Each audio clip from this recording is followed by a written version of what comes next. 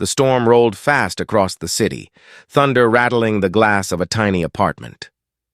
Inside, Laura sat cross-legged on the floor, a medical textbook open in her lap.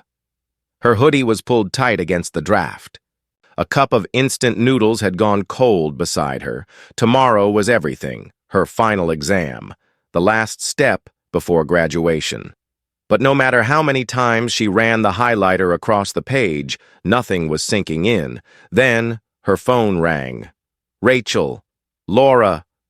Her sister's voice cracked. "I fell. Twisted my ankle. I can't stand." Laura sat up straight. "What happened?" "I was working. Slipped. It's bad. I can't make my next shift." "What shift?" "The new client in Westchester. Tonight's the trial. If I don't go, it's over before it starts." Silence pressed between them. "You want me to go?" Laura whispered. "Please, just this once. They've never seen me before. Just wear the uniform. Do the basics. Wipe surfaces." "That's it? If I cancel, we lose it all."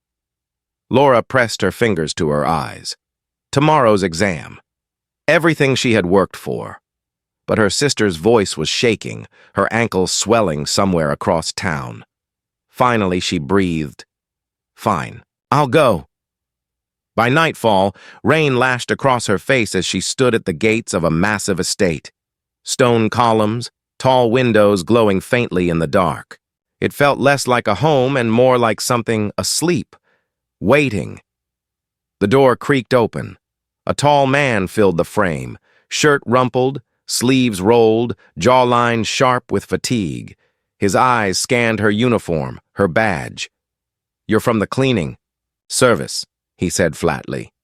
Laura swallowed. "Yes, I'm Rachel." He didn't question it, just stepped aside. "First floor only. Living room and library, don't go upstairs." As she moved past him, heart racing, she didn't know this. Night, this lie, would change her life forever.